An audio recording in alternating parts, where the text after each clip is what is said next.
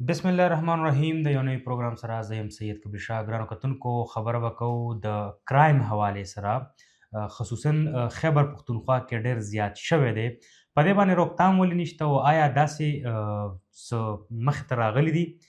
پیښې څومره مخې ته راغلي دي په هغې باندې به هم خبرې اترې کوو او د پولیس لخوا څه اقدامات دي په هغې باندې به هم خبرې کوو. دې ټولو خبرو کولو لپاره موږ سره صحافي کمال علي شاه صاحب موجود دی چونکې کرایم بیټ هم دی سره. کمال صاحب په نړۍ پروګرام کې تاسو ته هرکلی وایو. ډېره مننه جی. کمال صاحب موږ وکتل تېره ورځ یو واقعه مخې ته راغله بایک والا سره چې کوم مزدور کاره خلک دي مطلب تعلیم شته خو مزدوریان نشته دی په بدقسمتۍ نه هغوی خپل روزګار کوي خو اوس هغوی سره دومره ویره پیدا شوې ده چې هغوی هغه روزګار له بهر نشي تللی. نو داسې ډېرې پیښې مخې ته راغلي دي. څه به وایو د پولیس اقدامات چېرته لاړه غټې غټې دعوې کوي لګیا دی چې ځای په ځای ناکه باندې لګیا دی هغې نه باوجود هم دا جرایم چې کوم دی ډېر زیات شو. ډېره مننه کبیر صاحب د وخت راکولو د موقع راکولو. یقینا چې د جرایمو په شرح کې یو وارې بیا اضافه شوې ده او دا د تیرو 40 غنټو چې کومه ډیټا زه تاته ووایم نو په هغې کې درې داسې واردات شوي دي چې پکې 2 کسه مړه او یو جوبل شوي دي او بې شروع به هم د دغه بایک حواله نه وکړو. تاسو چې څنګه خبره وکړه چې بېروزګاري ډېره زیاته ده او خلک تنګ دي د هغې باوجود که څوک مزدورۍ له هم روزي نو بیا هم د هغې سر ته خیر نه وي.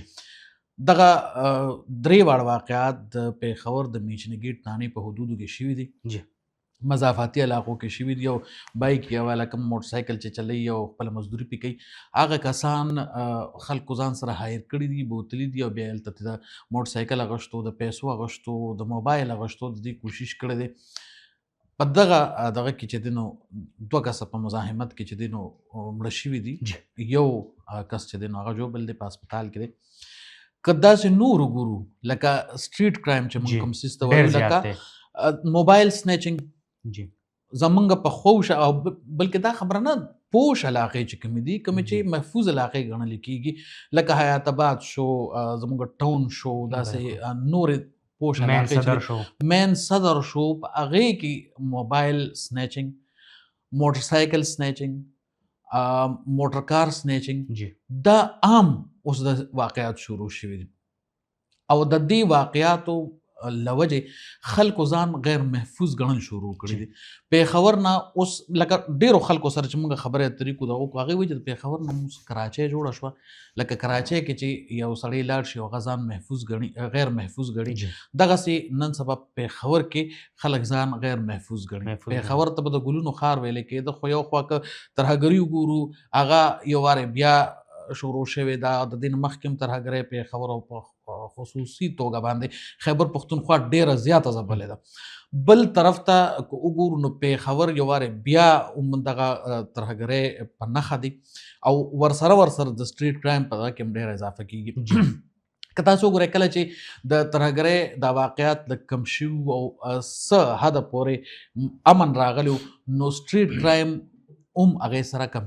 شوی. د دې وجه دی چې کله پولیس یا فورسز زمونږ د ترهګرۍ طرف ته متوجه شي او هغه طرف ته خپل ټولې توانایۍ صرف کول شروع کړي نو دې خوا د سټریټ کرایم هغه دغه ته لږ پاتې شي او چې کله هغه پاتې شي نو بیا د هر چا خپله خوښه ده چې څه کوي او څنګه طریقې سره کوي. دې کې به یو خبره یو دغه به پکې دا فیکټر پکې دا هم دی چې لکه بېروزګاري هم ده غریبي هم ده خو خبره دا نه ده چې بېروزګاري دا د خلکو ته یو ډېر اسانه ذریعه ښکاري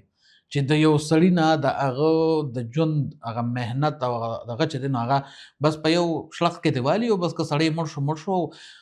بل خوا که وګورو نو پولیس هم هغسې اکټیو نه دی چې کم پکاري لکه دوی دا دغه کوي که نه یو څو میاشتې مخکې زمونږ سی سی پي صاحب چې راغی او چارج یې واخیست نو ډېر زیات هغه دغه یې شروع کړو سپیشل ټیمونه هم جوړ کړي دي او کم خلک چې په جرایمو کې ملوث دي په پولیس په دغه کې ټارګټ کیلینګ کې ملوث دي په هغې پسې چې دی منظم کار شروع شوی دی سختې کاروایانې شروع شوي دي خو که دې خو وګورو نو بیا هم خلک ځان غیر محفوظ ګڼي. په صدر کې یا په نورو ځایونو کې مختلفو ځایونو کې ناکهبندۍ هم د شپې کېږي، ابابیل سکواډ هم شته، دغسې د پولیس نور سکواډز چې کوم دي نو کمال هغه صاحب هم چې دغه هر څه شته دی، څنګه تاسو ویل سکواډ هم شته دی، فورسز هم زیات دي،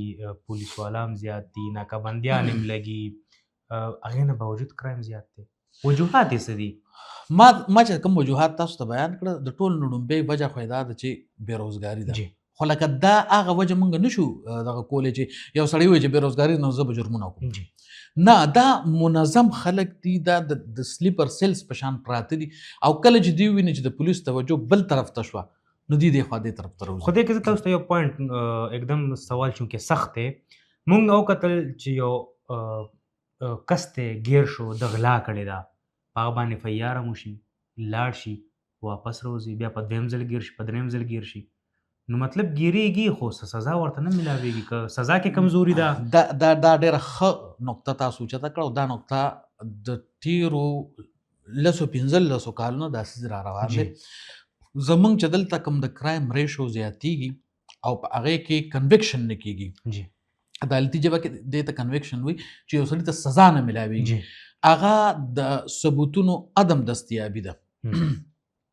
ګوره پولیس له چې یو ملزم بیان ورکړي په کوټ کې اډمیسبل نه دی، په عدالت کې هغه بیان نشي منل کېدی، په عدالت کې هغه بیان منل کېږي کوم چې سړی په خپله په عدالت کې وایي چې او دا جرم ما کړی دی. نو عدالت کې به هغه بیان یا په عدالت کې به ته څه پیش کړې، عدالت کې د انویسټیګیشن یا تفتیش یو ډېر غټ رول دی. خجی زمونږ د خیبر پښتونخوا د تفتیش محکمه چې د پولیس کومه ده انتهایی کمزورې ده. د UNDP یا د نور بین المللي ادارو لخوا دوی ته ټریننګونه هم ورکړی شوي دي. د نن سبا د تفتیش یو باقاعده خپل سکول په خیبر پښتونخوا کې شته، او هغه سکول کې راځي او ټریننګ کیږي، پولیس والا اوزي فورنزیک ایویډنس راټولول، د تفتیش په رڼا کې په FIR کې دفعات صحیح لګول، او بیا هغه کس چې کوم دوی سره په تفتیش کې د هغه بیان او هغه بیان بیا چې دوی لکم ورکړي هغه په عدالت کې ثابتول، دا د تفتیش کار دی. نو مطلب تفتیش کې کمی دی، تفتیش انتهایی کمزورې دی د خیبر پښتونخوا، او بار لکه د مختلفو ادارو د طرفه سکول اف انویسټیګیشن چې کوم دی هلته خلک لیږلی کېږي، خو هغه د سر نه چې کومه کږه لاره روانه شوې ده هماغه کږه لاره ده. اوس بله اهم خبره په دې کې دا ده چې په خیبر پښتونخوا کې فورنزیک لیبارټري نشته. د پولیس چې کوم فورنزیک لیبارټري ده هغه ډېره محدوده ده. دلته نه چې کوم فورنزیکس راشي هغه موږ لیږو لاهور ته، د پنجاب فورنزیک لیبارټري ته. څو ځله د صوبایي حکومتونو د طرفه پیسې منظورې شوې، ځای نه واغشتې شو، خو تر اوسه پورې نه په هغې کار شروع شوی دی او نه هغه لیبارټري سرته رسېدلی. مطلب صرف افتتاحګانې کېږي، صرف افتتاحګانې چې تا سره فورنزیکس نی، تا سره ثبوت نی، نو ته په عدالت کې څه پیش کړې. تیرو ورځو کې د تیر چې کومه میاشت هغې کې تقریبا 31 د انسداد دهشتګردۍ عدالتونو نه د ترهګرۍ په الزاماتو کې ملوث خلک چې دی نو ډسچارج کړي شو، ولې چې عدم ثبوتونو ثبوت ورسره ونه. صحیح. دا هغه چې کوم د پولیس بیان دی هغه په عدالت کې اډمیزبل نه دی، په عدالت کې هغه خلک د خپلو بیانونو نه واورېدل چې موږ سره موږ داسې چل نه دی کړی، هلته پولیس سره ثبوتونه نو عدالت ډسچارج کړه چې ولې یو سړی رانیسې دلته راولې او ما ته یې دغه کې ځکه د هغې سترګې هم غټې شي، بیا جرمونه کوي لګیا دی. کامران صاحب اوس به راشو دې اړخ ته، یو خوا که جرم کېږي نو بل خوا چې د چا نه سنیچنګ وشي یا څه واردات د هغه سره وشي هغه بیا تاڼې ته لاړ شي. نو موږ کتلي دي چې لکه خپل FIR دپاره به هغه بیا کړېږي، یا خو به چېرته تعلقات ګوري، ټلیفون به کوي، یا به چېرته پیسې ورکوي. نو دا دې ته په کم نظر باندې ګوري؟ آیا په دې تاڼو کې موږ خو وایو که نه لکه ویلی کېږي دا چې د خیبر پښتونخوا تاڼې چې کوم دی ډېره ښه شوي، هسپتالونه ښه شو، خو هغه په نظر باندې نه راځي. یو خوا د سړي مازغه خراب وي، هغه نه سنیچنګ شوي، بل خوا چې هغه هلته لاړ شي نو په تاڼه کې بیا دغه رنګ یې کړېږي. د دې هم څه وجوهات دي. بدقسمتۍ نه زمونږ تاڼه کلچر چې کم د هغې د بدلولو کوشش کېده هغه کامیاب نه شو. هماغه زوړ تاڼه کلچر دی، بلډینګ ښه کېدو سره او مقدمات کمپیوټرایز کېدو یا پخو فایلونو کې بندېدو سره او ذهنیت سره دا متصادم سیزونه دي. دې سیزونو سره دا نه کېږي چې تو پورته ذهنیت نه بدل کړي، د پولیس هغه کلچر دی نه بدل کړي کوم چې زوړ کلچر دی. څه وخت داسې و چې ته به ورغلې او روزنامچه به دې لیکله نو درته به یې ځکه نه لاړ شوی یو دسته پیجونو یو ډبې بالکل راوړه او لیکلو څه نشته، کاغذ نشته. زه اوس خو الله خیر هغه خو راغی څه څیزونه پکې کمپیوټرایز هم دي دغه هم دي، خو بیا هم دا تاسو چې کومه خبره وکړه زما ډېر قریبي کسانو سره دغسې واردات د سنیچنګ واردات شوي دي، نور داسې واردات شوي دي. تاسو سره ایون خپل هم شوی دی؟ ما سره په خپل هم شوی دی. نو دا زما خو دا وه چې زما خو سفاره شو یا هر څه یا زه یې پېژندم نو ما دپاره بیا هم په مینتونو ما ته یې مینتونه وکړل چې یاره ته اف آی آر مه کوه او تاله به مونږ روزنامچه وکړو. نو ما یې بس خیر دا هم یو ریکارډ دی خو اوس هغه تلي څیزونه خو راځي نه. اف آی آر نه دي یېرېږي ولې کوي یې ول نه دې څه وجوهات دي؟ دا اف آی آر چې دی څومره اف آی آر چې په څومره تانو کې په چوکیاتو کې د ورځې وشي په 24 غنټو کې کوم وشي هغه اف آی آر د صوبې د هر ګوټ نه هغه اف آی آر سحر سی پی او ته راځي، سنټرل پولیس آفیس ته راځي. هغه انویسټیګیشن ته هم د هغې کاپیزي هغه آی جي ته هم آی جیز چې کوم دي هغې ته هم پیش کېږي اپریشن ته.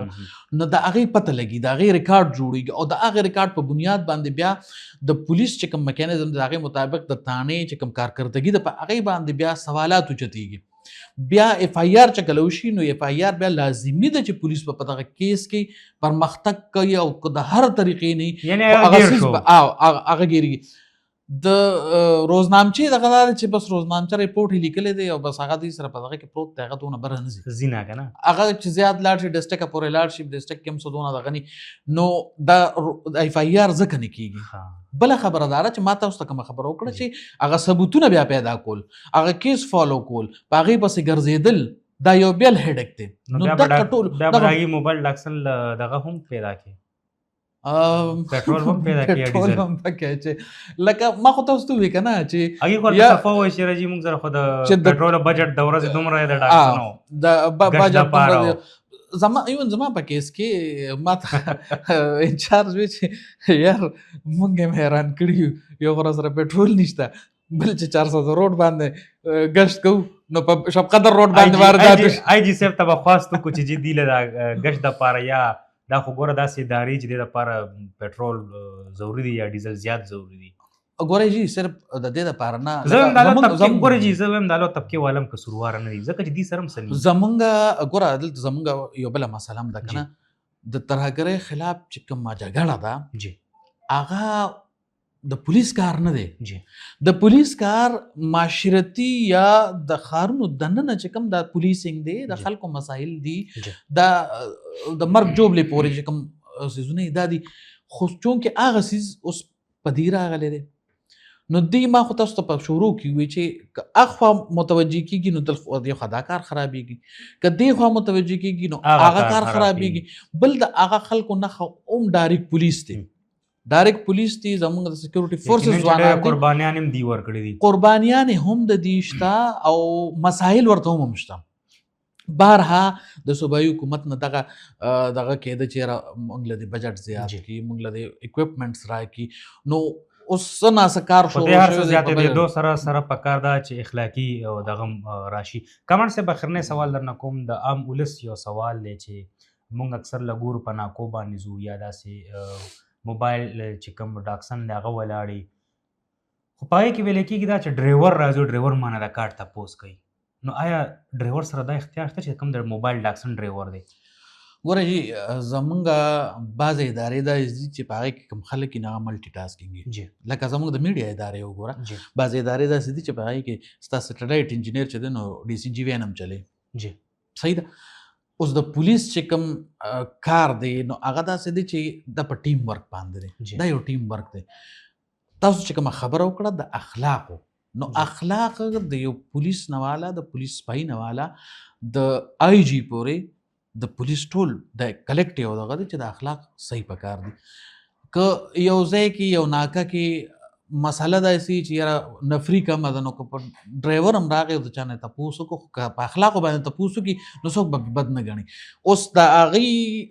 هغه مسله زه تاسو ویلې وم دې کې نفسیاتي دا دغه دی چې زمونږ اکثر پولیس اهلکار چې دي نو 18 غنټې څه پکې 24 غنټې په ډیوټي باندې نو چې کله ستا خوب برابر نی کله ستا ذهن په آرام نی نو لازمي خبره چې بیا عوامو سره بس تا چې کوم رویه وي نو بترخی نو دا سيزونه پکې خبره تاسو که خو آیا داږي چې کم آئین دی پای کې دا شیشته چې ډرایور ستا دغه کول شي ګور ډرایور چې کوم دغه دی کنه هغه صرف ډرایوینګ سره دغه کار دی جی نو خو مطلب نور خو ټیم ورکی کنه خو نو دا په حالاتو باندې انحصار کوي چې حالات څنګه دي ستا ټیم څومره دی او آیا ستا پکې ضرورت شته او کنه نو بعض ټیم د ضرورت په بنیاد باندې دغه خلک را مخکې کیږي. ډیره مننه کامران صاحب یقینا چې ډیره ګټوره او جوړه خبره تاسو کې د کرایم نه چې کم دغه مخې ته روانو زموږ چې کم کتونکي هغه تاسو ډېر واضحه طریقې سره آګاه کړو ځکه چې کم اف آی آر به کېده چاته دا پته نه و چې د اف آی آر مقصد څه دی یا د اف آی آر ولې نه کېږي پولیس والا یې کوي ولې نه د دې په منځ کې څه وجوهات دي هغه ټولې خبرې تاسو چې کوم دی زموږ کتونکو ته مخې ته کېښود دا زموږ نننی پروګرام د بل پروګرام پورې مهال زما ټیم له راکې اجازه د الله په امان.